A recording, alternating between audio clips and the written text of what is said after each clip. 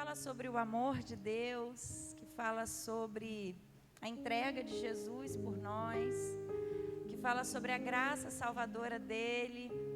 Como o Jonelis falou aqui um pouquinho antes, fala sobre esse amor que nos recebe, esse amor que nos acolhe, apesar de sermos quem somos, de fazermos muitas vezes coisas que desagradam a Deus, mas esse amor e essa graça, ela nos acessa, nos ama do jeito que nós estamos para nos transformar, para nos fazer parecidos com Ele, amém?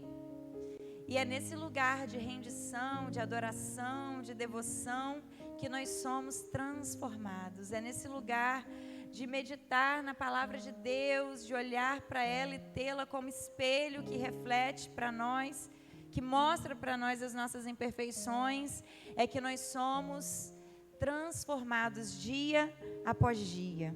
Amém? Uma igreja que cedeu aos ensinos de Balaão, que se deixou perverter pelos ensinos dos nicolaítas, tendo então no meio da igreja imoralidade sexual, tendo no meio da igreja uma fé relativizada, aonde não conseguia se identificar no meio do povo de Deus a distinção entre aquele que era e não era cristão, porque a prática moral, a conduta era toda similar à conduta daqueles que não seguiam a Cristo. E eu quero pedir agora a atenção dos irmãos. E hoje nós vamos meditar sobre a igreja de Tiatira. E essa igreja era uma igreja que realizava muitas obras, uma igreja muito operante. A gente vai ver no texto que essa igreja realizava, diferente da igreja de Éfeso, que perdeu o primeiro amor, o texto diz que as últimas obras eram maiores do que as primeiras. Então, era uma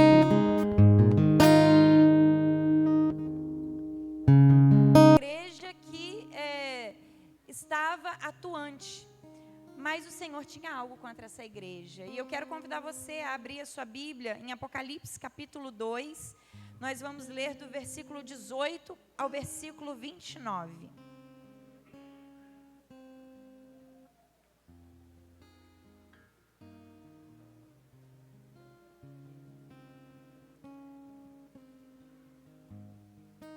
Essa é a maior carta que Jesus entrega às igrejas. Dentre todas as 7 igrejas, essa é a maior carta. E o que o Senhor diz a essa igreja? Ao anjo da igreja em Tiatira escreveu: estas são as palavras do Filho de Deus, cujos olhos são como chama de fogo e os pés como bronze reluzente. Conheço as tuas obras e o seu amor e a sua fé, o seu serviço e a sua perseverança. E sei que você está fazendo mais agora do que no princípio. No entanto, contra você tenho isto: você tolera Jezabel, aquela mulher que se diz profetiza. Com os seus ensinos, ela induz os meus servos à imoralidade sexual e a comerem alimentos sacrificados aos ídolos. Dei-lhe tempo para que se arrependesse da sua imoralidade sexual, mas ela não quer se arrepender. Por isso, vou fazê-la adoecer e trarei grande sofrimento aos que cometem adultério com ela, a não ser que se arrependam das obras que ela pratica. Matarei os filhos dessa mulher. Então todas as igrejas saberão que eu sou aquele que sonda mentes e corações e retribuirei a cada um de vocês de acordo com as suas obras. Aos demais que estão em Tiatira, a vocês que não seguem a doutrina dela e não aprenderam, como eles dizem, os profundos segredos de Satanás, digo: não porei outra carga sobre vocês. Então, somente apeguem-se com firmeza ao que vocês têm até que eu venha. Aquele que vencer e fizer a minha vontade até o fim, darei autoridade sobre as nações. Ele as governará com cetro de ferro e as despedaçará a um vaso a um vaso de barro. Eu lhes darei a mesma autoridade que recebi, a autoridade de meu Pai. Também lhe darei a estrela da manhã. Aquele que tem ouvidos, ouça o que o Espírito diz às igrejas. Então, meu irmão, ore aí, porque hoje é forte, né? Queridos, essa igreja, ela estava localizada na cidade de Tiatira. E diferente de Éfeso, Esmirna e Pérgamo, que eram cidades proeminentes, eram cidades famosas, né? As duas primeiras porque eram cidades que eram grandes centros econômicos, cidades portuárias. A última, Pérgamo, porque era um grande centro cultural. Tiatira não tinha nada de relevante aos olhos do mundo. Tiatira era uma cidade que era uma cidade comum, uma cidade que vivia do comércio, da compra e venda. E essa cidade, ela também era uma cidade idólatra. Ela era uma das províncias de Roma e ela era uma cidade tão idólatra quanto as outras. Tiatira, o comércio em Tiatira, ele era organizado em grêmios, em associações. E qualquer pessoa que fosse empreender nessa cidade, que fosse se tornar um comerciante nessa cidade, precisaria se associar a um desses grêmios. Do contrário, não conseguiria subsistir. Provavelmente deveria existir cartel, deveria existir, né, sistemas de comércio onde ela precisaria estar inserida para que o comerciante precisaria estar inserido para que conseguisse, né, ter lugar ali naquele centro comercial. E é interessante que, como essa cidade ela era idólatra, tudo que acontecia nessa cidade era envolto dos seus deuses, dos seus ídolos. E cada grêmio desse, cada associação dessa, ela cultuava a uma entidade. Ela tinha um deus a qual ela era devota. Então, todos os comerciantes que se associavam ao grêmio, eles teriam que participar das reuniões do grêmio, que não eram reuniões apenas para tratar de assuntos econômicos, comerciais, de trabalho, mas nessas reuniões haviam comida, havia bebida, havia culto, adoração a essas entidades, havia comida sacrificada a essas entidades, e o final dessas reuniões acabava em orgia sexual. E a igreja, ela estava inserida nesse contexto. A igreja precisaria sobreviver, viver dentro de um cenário onde ela estava imersa num cenário de idolatria, de promiscuidade, de imoralidade. E certamente na igreja havia comerciantes. Muitos dos irmãos da igreja, eles eram comerciantes. E aí começou o impasse para os filhos de Deus ali. Se eu vivo do comércio, como eu posso ser fiel a Deus participando desses grêmios? Mas, em outra parte, eu preciso sustentar a minha casa, a minha família, o meu meio de vida é o comércio. Então, havia um impasse para muitos filhos de Deus dessa igreja. Ou eu abro mão dos lucros por amor a Deus, eu renuncio, talvez, o conforto, a provisão, uma vida melhor, uma vida mais confortável por causa da minha fé em Deus, ou eu cedo ao sistema desse mundo, eu me deixo levar por esse sistema. Afinal de contas, eu preciso pôr comida na minha mesa, eu preciso dizimar. Se eu não trabalhar, minha família não come, a igreja não tem a minha contribuição. A igreja vivia debaixo desse impasse. E o texto diz que se levantou uma mulher no meio da igreja. Uma mulher que se dizia profetisa. Uma mulher que começou a ensinar uma doutrina diferente da doutrina de Jesus. Enquanto a doutrina de Jesus diz que você deve se separar, se santificar, viver uma vida honesta, digna, justa, uma vida devota ao Senhor, se desviando da imoralidade, da idolatria. Essa mulher, ela começou a ensinar algo diferente. Na verdade, os mesmos ensinos que estavam ameaçando a igreja de Éfeso, a igreja de Esmirna e a igreja de Pérgamo, também estava afetando a igreja de Tiatira. Só que a diferença é que nas outras igrejas que nós estudamos, esses ensinos, essas filosofias, essas ideologias, elas permeavam entre os bancos da igreja. Essas filosofias, elas estavam com alguns irmãos no meio do corpo. Então, alguns tentavam trazer a sua maneira de pensar e influenciar os outros com quem ele tinha relacionamento. Mas nessa igreja a coisa era muito pior, a coisa era muito mais séria, porque o ensino saiu, a heresia saiu dos bancos da igreja e assumiu o púlpito. Porque não era mais a fala de um aqui ou outro ali com uma mente pervertida, mas uma mulher completamente dominada por um espírito maligno. Ela assume o púlpito da igreja e ela começa a ensinar uma doutrina diferente da doutrina de Cristo. Ela começa a dizer que como você pode vencer o pecado, a tentação, como você pode vencer a Satanás sem que você conheça as suas artimanhas, como ele age, como ele opera.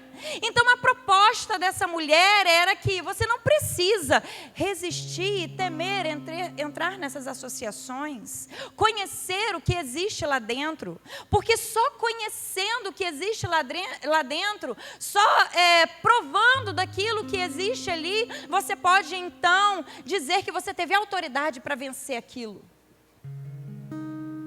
Heresia no meio do povo de Deus.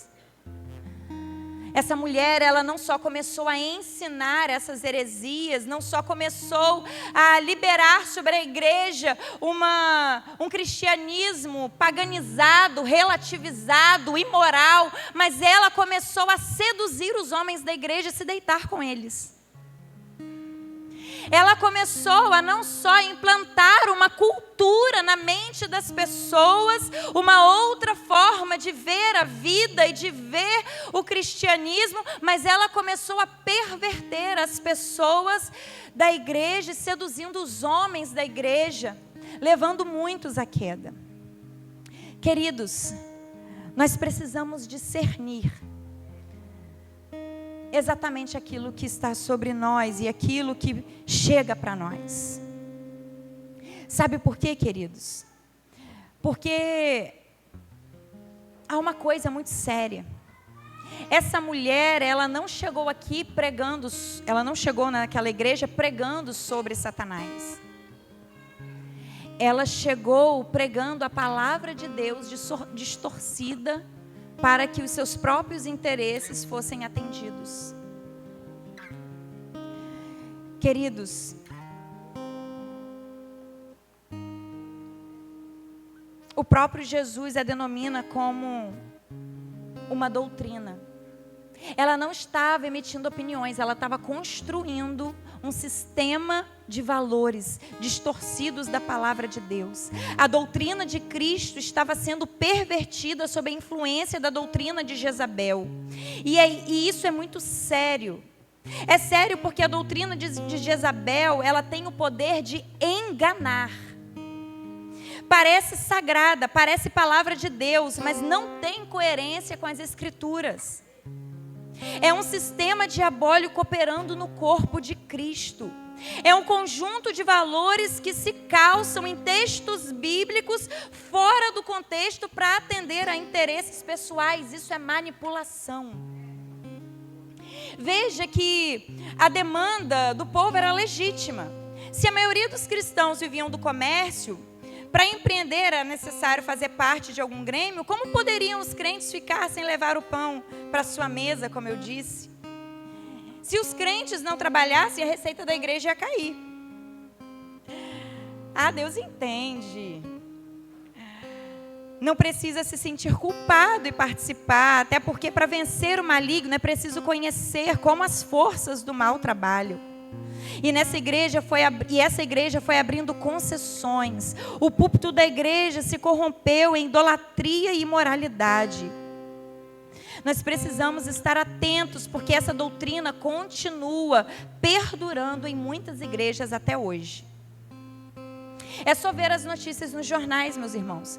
Quantos líderes religiosos estão sendo desmascarados? Quanta vergonha está sendo exposta sobre a igreja do Senhor. Envolvidos em pecados sexuais, envolvidos em corrupção, em abusos de poder. Certamente muitos de nós que estamos aqui talvez fomos vítimas desse sistema diabólico em algum momento da nossa vida. Muitos aqui ainda levam consigo marcas de lideranças abusivas, manipuladoras, imorais, em que a vida pública dessa pessoa, desse líder, é só uma maquiagem para disfarçar o estilo de vida carnal que ela vive. Nós precisamos estar atentos para a gente não ceder a esse sistema diabólico. O Senhor está nos levando a um lugar de maturidade. Eu tenho dito isso já há algum tempo aqui. Nós precisamos saber discernir a operação dessa doutrina para que a gente não seja vítima dela.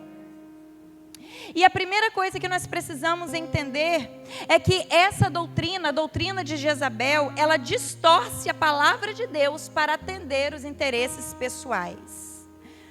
E Satanás, ele continua com a mesma estratégia.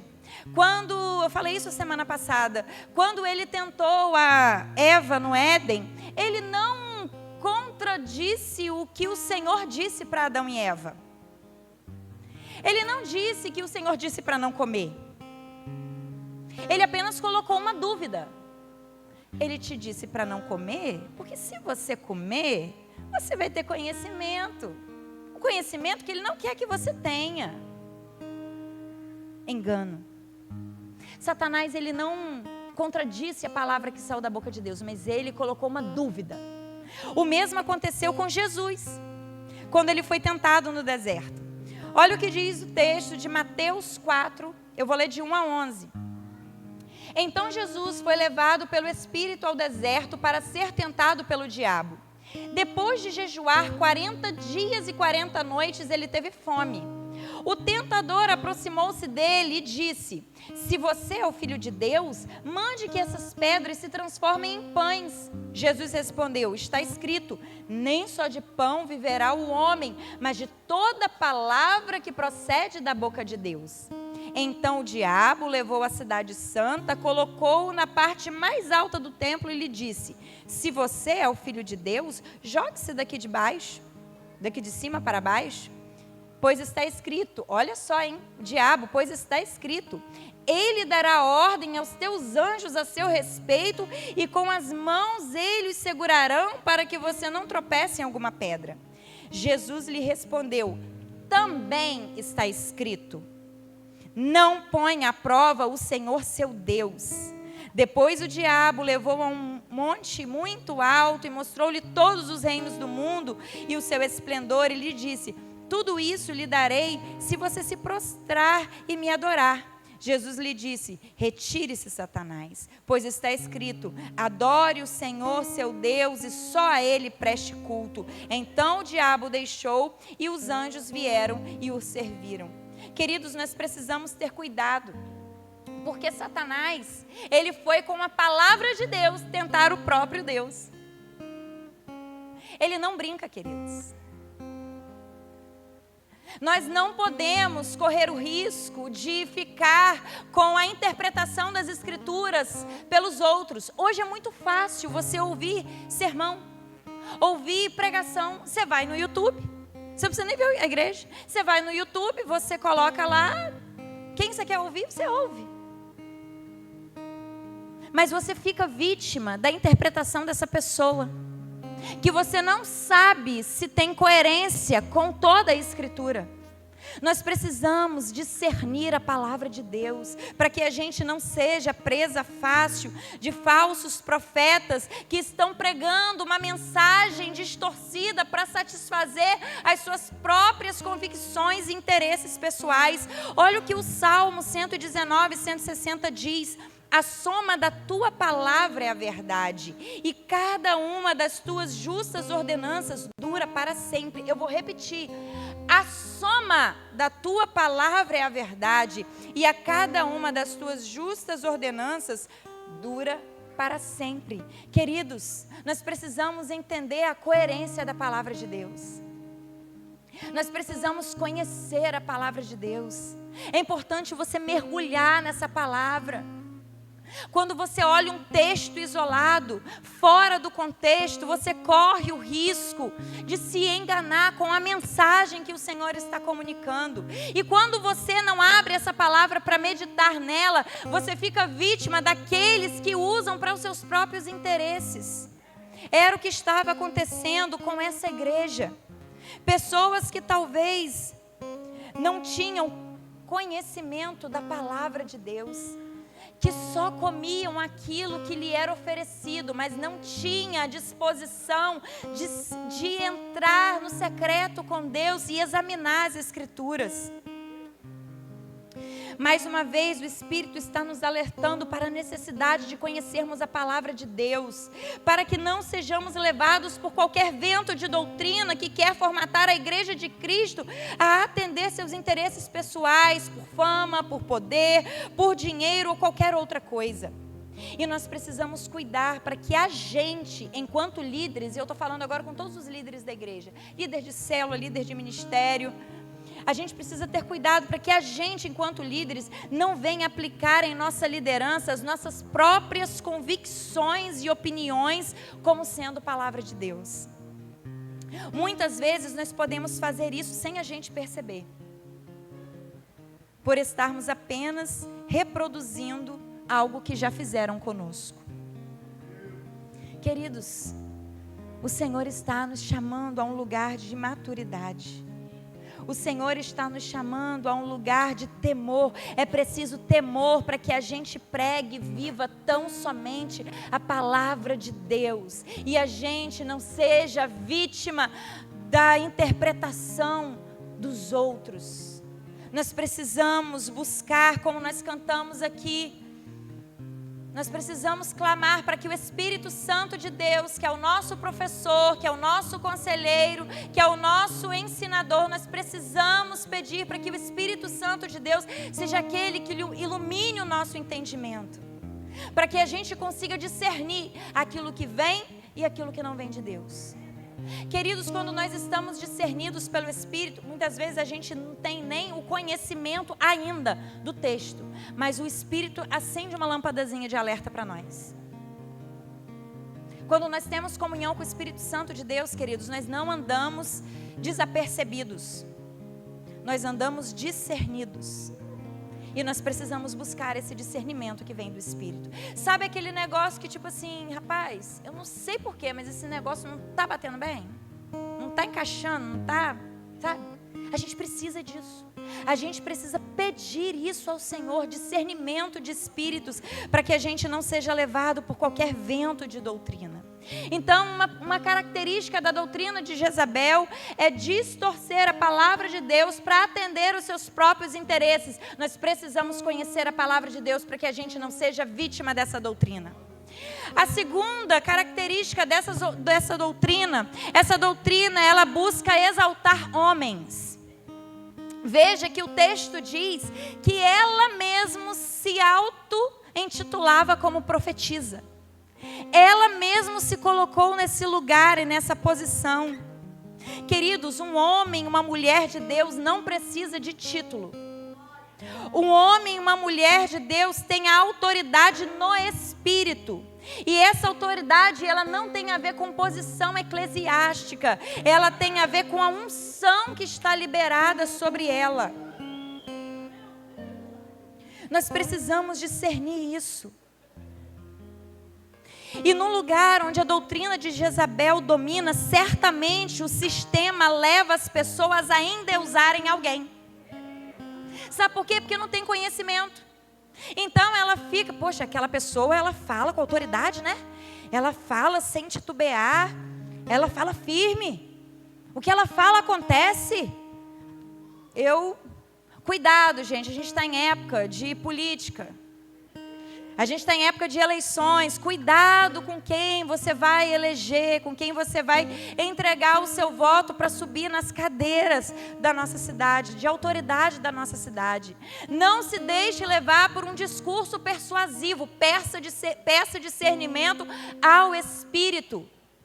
Tem muita gente que nesse tempo usa a palavra de Deus para alcançar os seus interesses pessoais. Nós precisamos, como igreja, pedir discernimento ao Espírito para que a gente não seja levado como os outros.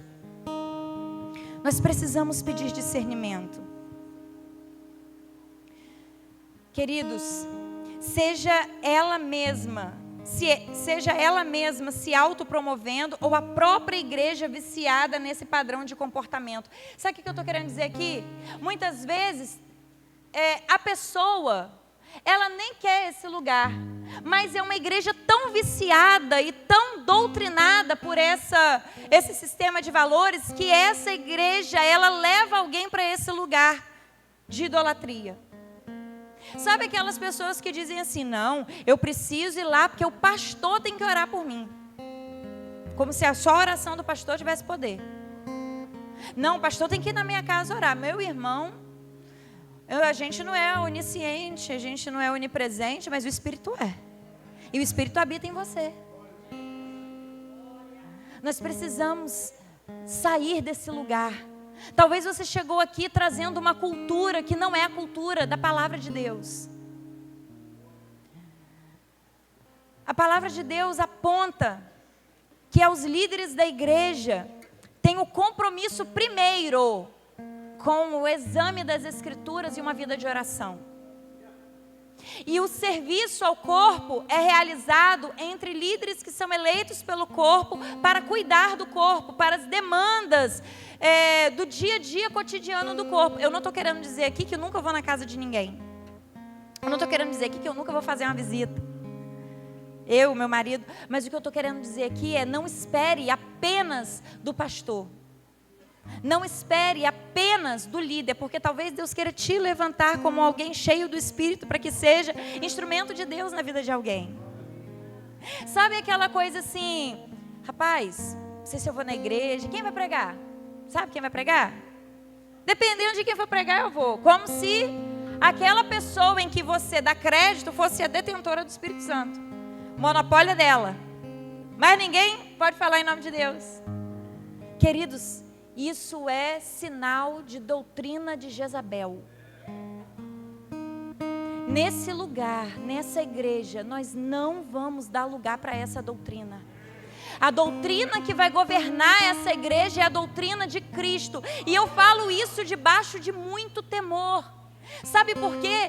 Porque o que levou essa mulher a esse lugar foram as suas próprias paixões, foram os seus próprios desejos, foram as suas motivações pessoais egoístas, foi a soberba do seu coração, foi a altivez do seu coração. E nós somos de barro tanto quanto essa mulher. E a coisa que eu mais peço ao Senhor é que o Senhor me dê um coração quebrantado, dê ao meu marido um coração quebrantado, para que a gente nunca entre nesse lugar. Para que a gente nunca pense que é sobre nós, que é sobre um nome, ou que é sobre alguém que sobe aqui para ministrar louvor. Não, hoje o louvor é diferente, porque fulana vai ministrar. Porque fulano vai ministrar. Queridos, em nome de Jesus, nós precisamos vigiar para que a gente não ceda a esse sistema de valores diabólico. Queridos, há pessoas que só tomam uma decisão se ouvir a irmã fulana de tal, porque é a irmã da revelação, porque é o irmão da revelação, é o irmão de oração. Queridos, doutrina de Jezabel. Nós podemos sim buscar aconselhamento com os maduros na fé, mas a gente não pode fazer dessa pessoa a única pessoa que ouve o Senhor. Nós precisamos entrar no nosso quarto, buscar comunhão com Ele, para discernir aquilo que Ele tem para nós. Lugar de exaltação a homens, é lugar onde essa doutrina governa. Que haja sobre nós uma unção de quebrantamento e de humildade, aonde a gente olhe um para o outro e se veja como igual, se veja com amor, se veja com respeito. E a terceira característica em que essa doutrina ela opera é um lugar onde se tolera a imoralidade sexual. O texto diz que essa mulher, ela seduzia os homens. E ela se deitava com muitos homens da igreja. E certamente porque essa cobertura espiritual era corrompida, esse pecado, ele não acontecia apenas entre ela e alguns, provavelmente entre muitos irmãos na igreja esse pecado começou a acontecer. Lugar onde a imoralidade sexual é tolerada. Sabe aquele negócio tipo assim, rapaz, descobrimos que fulano está em pecado. Fulano traiu a esposa. Beltrano está no pecado da pornografia. O que a gente vai fazer? Não, vamos deixar isso quieto, vamos botar aqui quietinho, porque pode ser escândalo para a igreja. A gente não pode escandalizar a igreja do Senhor, vai trazer escândalo. A gente precisa cuidar da igreja, a gente camufla o pecado. Talvez você veio de um lugar que isso aconteceu. E nós precisamos ter coragem. Eu falo isso entendendo o peso de autoridade e de responsabilidade que está sobre nós. Nós não podemos tolerar esse pecado. Nós não podemos tolerar esse tipo de prática de adultério, pornografia, masturbação, abusos. Nós não podemos tolerar pecados encobertos, porque essa pessoa é útil. Porque não tem ninguém que faça o que ela faz aqui. Queridos, o Senhor nos chama a um lugar de temor e de devoção. A um lugar onde a santidade, ela precisa reger a nossa conduta e o nosso comportamento. Nós precisamos clamar por zelo pela presença. Olha, e eu quero dizer uma coisa para vocês. Esse Espírito, ele não chega chegando. Ele não chega com a cara assim, à mostra. A gente precisa ter cuidado porque ele come pelas beiradas, como diz o ditado. A gente precisa ter cuidado, nós todos, homens e mulheres, que subimos aqui no altar, com a roupa que a gente sobe aqui. Porque a gente pode estar sensualizando. E eu já ouvi coisa assim, o pecado está no olho de quem vê, mas a gente não sabe que tipo de pessoa está entrando aqui. A gente não sabe quais são as áreas de fragilidade dessa pessoa para que a gente esteja subindo aqui e provocando as áreas frágeis dos nossos irmãos e irmãs. A gente precisa ter cuidado, meninos, com a blusa apertada. A gente precisa ter cuidado, meninas, com a calça apertada. Às vezes está tudo tapado, mas está tudo mostrando que está apertado. A gente precisa ter cuidado com a alcinha. Gente, eu estou falando isso, eu também estou aprendendo. Já teve dias que eu subi aqui e depois eu olhei a foto e falei, não ficou legal não. Posso ir com essa, mas não. A gente precisa ter cuidado. Quer usar uma calça mais apertada, minhas irmãs? Bota uma blusa que tapa o quadril. Estou falando rasgado mesmo para não ter, né? Pra não dizer que não entendeu. Não é verdade? Os irmãos também, cuidado com a calça apertadinha, irmão. Não é verdade? Queridos, a gente precisa ter cuidado. Sabe por quê? Porque tem gente aqui que está lutando contra a lascívia, que deseja, que cobiça o que não é seu. E a gente que está aqui em cima, a gente tem responsabilidade. A gente precisa ter cuidado com aquilo, meus irmãos, que nós acessamos. Como você gasta o seu tempo? Quando você vai para a rede social, o que você assiste? Você, meu irmão, está assistindo Instagram de mulher mostrando corpo? Cuidado, meu irmão. Ah, porque é sua amiga. Cuidado, irmão. Vai ver que ela está coladinha com o Gés e você não sabe. Cuidado a quem você dá conversa. Homem não conversa com mulher e mulher não conversa com homem, a não ser que seja pessoas solteiras, descomprometidas, buscando conhecer alguém de Deus para que se case. Cuidado, meu irmão, não existe privacidade no casamento. Se o homem não tem a senha da esposa e a mulher não tem a senha do marido, tem alguma coisa errada.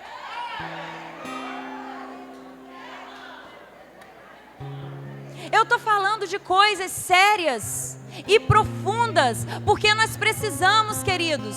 Amém? Volta aqui. Volta aqui. Amém? Nós precisamos, queridos, ter temor, porque Jezabel, ela não chega aqui de biquíni para poder seduzir. É nas entrelinhas. Lembra que ela fala a palavra de Deus para os seus próprios interesses. Cuidado. Cuidado, meus irmãos. Nós precisamos temer ao Senhor. Nós precisamos saber identificar. Nós não toleramos, não podemos tolerar. Cuidado, galera da juventude, que talvez nasceu num período da história aonde você já não tinha mais critérios sobre feminino e masculino. Aonde você tolera a prática homossexual. Talvez você não faz, mas não tem nada a ver se o outro gosta da pessoa do mesmo sexo. Não tem nada a ver. Porque é amor. Doutrina de Jezabel. Nós precisamos ser posicionados, firmes, conhecendo a palavra de Deus, para que a gente não seja levado sobre qualquer vento de doutrina, para que a gente identifique quando essa seta do inferno tentar nos atingir. E talvez muitos de nós precisamos nos purificar, porque muitos de nós trazemos conosco as marcas desse tipo de governo. Um governo autoritário, um governo arbitrário, um governo permissivo para o pecado, um governo intolerante no que diz respeito à graça, e eu estou falando de graça, não estou falando de libertinagem, porque Jezabel, a doutrina de Jezabel, ela acolhe o pecado que interessa, mas aquele que não interessa, ela expõe em vergonha. Nós precisamos ter cuidado com isso, queridos. Nós precisamos meditar nas Escrituras Sagradas. Nós precisamos entender que o Espírito de Deus, Ele nos chama a um lugar de discernimento e de maturidade. E, olhando para essa palavra, nós observamos que o Senhor, Ele dá chance para Jezabel. Olha o que diz o versículo 21. Dei-lhe tempo para que se arrependesse da sua imoralidade sexual, mas ela não quer se arrepender. Queridos, Deus, Ele nunca vem com juízo antes dele dar tempo, ser paciente, longânimo, para que a gente caia em si e se arrependa. Ainda que essa mulher estivesse não só pervertendo a sua vida, mas pervertendo a igreja, o Senhor agiu de longanimidade, de misericórdia com ela, dando tempo para que ela se arrependesse. Ela não quis se arrepender. Ela não quis se arrepender. Quantas vezes o Senhor, Ele está falando com você, te apontando uma área da sua vida que não está de acordo com aquilo que Ele propõe para você diante da palavra dEle, e você está ainda negociando com o pecado. Quantas vezes o Senhor, Ele está chamando a sua atenção. Você vem no culto, a palavra é sobre aquilo. Você abre a sua Bíblia, a palavra é sobre aquilo. Você vai conversar, o pessoal está conversando sobre aquilo. Você está ouvindo uma pregação, no YouTube a pregação é sobre aquilo. Deus está gritando para você: meu filho, resolve a sua vida nessa área. E você está tratando com indiferença. O Senhor nos chama a um lugar de posicionamento. Aproveite o tempo da graça de Deus. Aproveite a janela de tempo da misericórdia de Deus sobre a sua vida. Sabe por quê, queridos? Porque o inferno, ele existe. E o inferno, ele não foi feito para nós. Ele foi feito para o diabo e os seus anjos caídos. Mas a palavra diz que aquele que não se render a Jesus Cristo e não tiver uma vida que testemunhe de quem Ele é, essa pessoa, ela vai arder no lago de fogo. Mas sabe o que eu quero dizer para você? Talvez você é o tipo de pessoa que é meio cética para aquilo que você não consegue ver e não consegue entender. Talvez você ainda lida com essa realidade espiritual de maneira descomprometida. Porque o que vale é aquilo que você pode ver, sentir, tocar, pegar. Mas sabe o que acontece com essa mulher? Depois do Senhor ter dado tempo a ela para se arrepender, e ela não se arrependendo, o texto diz, no versículo 22, olha o que acontece com ela. Por isso, porque ela não se arrependeu, vou fazê-la adoecer e trarei grande sofrimento aos que cometerem adultério com ela, a não ser que se arrependam das obras que ela pratica. Matarei os filhos dessa mulher. Então todas as igrejas saberão que eu sou aquele que sonda mentes e corações e retribuirei a cada um de vocês de acordo com as suas obras.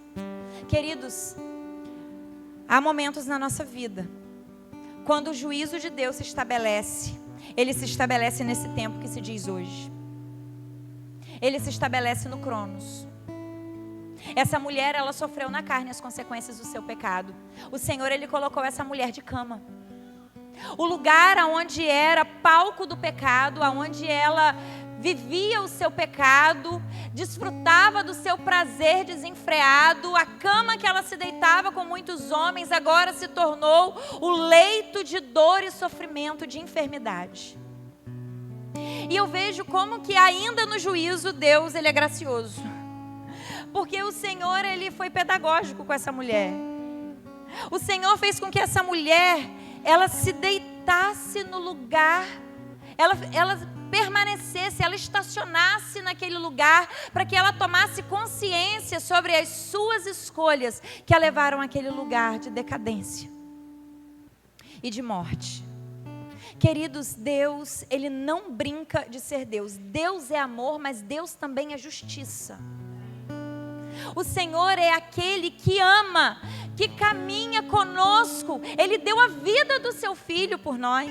Um amor incondicional, mas Ele não tolera que a gente trate Ele de maneira indiferente, descomprometida, sem respeito, sem temor. Por isso o temor do Senhor é o princípio da sabedoria.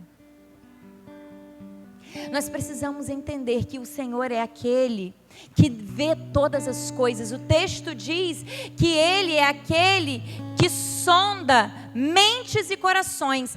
Se a gente for ler o primeiro versículo aí, a gente vê que Jesus se apresenta como aquele que tem olhos como chama de fogo e pés polidos, de bronze polido. Quando Ele se apresenta como aquele, usando a figura de linguagem, como aquele que tem olhos como chama de fogo, Ele está dizendo que Ele vê o que ninguém vê, Ele sabe o que ninguém sabe. Aquele pecado que você traz com você, talvez não é uma prática, mas é um pensamento, é um sentimento, é um conjunto de valores que você está regendo a sua vida. Esse pecado Deus conhece. Deus conhece, não tem nada que seja encoberto para Deus. Ele vê todas as coisas. E Ele vê com olhos como chama de fogo. O fogo na palavra de Deus é o fogo, ele é tido como algo que purifica. Mas ele também é juízo. O Senhor está dizendo, olha, eu vejo o que ninguém vê, eu sei o que ninguém sabe, e eu não deixarei que nada passe impune. Queridos, o Senhor está nos dando tempo. Essa palavra ainda para essa igreja tem a ver com a graça de Deus sendo derramada. Tem a ver ainda com o tempo da tolerância e da misericórdia de Deus, nos dando tempo a nos arrependermos. Talvez você lida com algum pecado que você está lutando, não consegue sair. Pede ajuda. Não caminhe sozinho. Pede ajuda a alguém que pode caminhar com você, te ajudar. Alguém que já tem alguma maturidade na fé. Aos seus líderes, aos seus pastores. A um irmão mais maduro que talvez até te trouxe para cá. Mas não negocie com o pecado. O Senhor, Ele é bom, Ele é amor, mas Ele também é justiça. E todos nós prestaremos contas a Deus sobre as nossas escolhas. Quando Ele se apresenta como aquele que tem os pés como de bronze polido, o Senhor, Ele está fazendo alusão àquele que está preparado para a guerra. Aquele que está preparado para guerrear. O Senhor, Ele não vai deixar com que a igreja dEle, a sua noiva, seja maculada. Ele está preparando a sua noiva para subir. E Ele está pronto para guerrear. Ele está guerreando ao nosso favor. E diferente do que muitos pensam, que o Senhor, Ele está numa batalha com demônios, lutando, suado, cansado, queridos. O diabo ele treme e teme diante da voz de Deus. Quando Jesus expulsou o espírito de enfermidade do servo do centurião, ele não precisou nem estar presente. Uma palavra que ele liberou de onde ele estava, aquele homem foi curado. O Senhor, Ele não se abala. O Senhor é inabalável, Ele é soberano. O Senhor é aquele que está disposto a guerrear a sua guerra se você deixar. Ele é aquele que está disposto a lutar por você. Basta se posicionar, e a palavra de ordem é arrependimento. O Senhor está levando-nos para um lugar de purificação, de refino. E hoje Ele está falando conosco, queridos. Existem pecados que você traz com você, mas existem pecados que estão sob a influência de uma doutrina diabólica. O Senhor te chama hoje a fazer um exame. Quais são os conjuntos de valores que têm regido a sua vida? Quais são as filosofias que têm regido a sua maneira de pensar e de governar a sua vida? O Senhor te chama a um lugar de quebrantamento, a um lugar de arrependimento. Mas existe uma boa notícia. O texto diz para nós que, a partir do versículo 24, aos demais que estão em Tiatira, a vocês que não seguem a doutrina dela e não aprenderam, como eles dizem, os profundos segredos de Satanás, digo, não porei outra carga sobre vocês, tão somente apegue-se com firmeza ao que vocês têm, até que eu venha. Queridos, existe uma igreja, existiu um povo dentro da igreja em Tiatira que não se corrompeu. Existiu um povo que, mesmo estando ouvindo ensinos diabólicos, não se corrompeu, porque era um povo discernido pela palavra de Deus, era um povo discernido pelo Espírito de Deus. O Senhor nos chama a esse lugar, de sermos uma igreja discernida pela palavra de Deus, de sermos uma igreja discernida pelo Espírito Santo de Deus e uma igreja perseverante. E sabe o que eu quero dizer para você? O que o Senhor disse para essa igreja? Aguenta firme e se apega àquilo que você já tem. Não existe nada novo que precisa vir, que precisa surgir ou aparecer para que você vença essa guerra. Você já tem tudo o que você precisa. Nós já temos tudo o que nós precisamos. Tudo o que nós precisamos está aqui. Que haja um batismo de amor pela palavra de Deus. Que haja desejo, fome e sede pela palavra de Deus. Que haja temor pelas santas escrituras. Que haja o desejo de conhecer, que haja coragem para se expor diante daquilo que o Senhor exige de nós. Que haja coragem para reconhecer as suas áreas débeis, as suas fragilidades, os seus pecados, as áreas que você ainda está lutando e não venceu, e se expor ao Espírito Santo, e se expor às Santas Escrituras. Queridos, hoje, quando nós vamos compartilhar da ceia do Senhor, quando nós vamos comer o pão e beber o vinho que representam o corpo e o sangue de Cristo, o Senhor nos chama hoje a partilharmos da ceia, como diz em 1 Coríntios 11, discernindo o corpo. Nós precisamos discernir o corpo. E o Senhor te trouxe aqui como parte desse corpo, para que você possa discernir o corpo de Cristo. Discernir em que lugar você está nesse corpo. Discernir como você está hoje. E para onde o Senhor deseja que você avance. 1 Coríntios 11, versículo 23 diz assim: porque eu recebi do Senhor o que também transmiti a vocês, que o Senhor Jesus, na noite em que foi traído, pegou o pão, deu graças, partiu e disse: isto é o meu corpo, que é dado em favor de vocês, façam isso em memória de mim. Da mesma forma, depois de ter comido o pão, ele pegou o cálice e disse: esse cálice é a nova aliança no meu sangue, façam isso sempre que beberem em memória de mim. Porque sempre que comerem deste pão e beberem deste cálice, vocês anunciam a morte do Senhor até que ele venha. Portanto, todo aquele que comer o pão ou beber o cálice do Senhor de modo indigno será culpado de pecar contra o corpo e o sangue do Senhor. Examine cada um a si mesmo, e então coma do pão e beba do cálice. Pois quem come e bebe sem discernir o corpo do Senhor, come e bebe para o seu próprio juízo. Por isso, há entre vocês muitos fracos e doentes, e vários já dormiram. Mas se examinássemos a nós mesmos, não receberíamos juízo. Contudo, sendo julgados pelo Senhor, somos disciplinados para que não sejamos condenados pelo mundo. Queridos, o Senhor nos chama agora a um autoexame. O Senhor nos chama agora a discernir o corpo. Como está você como membro do corpo? Como está a sua vida hoje como membro do corpo? Você tem caminhado debaixo da doutrina de Cristo? Ou você tem se deixado seduzir pela doutrina de Jezabel? Quais são as áreas da sua vida que ainda precisam estar alinhadas ao governo do Espírito? Eu quero dar tempo a você agora para que você possa se apresentar para Deus.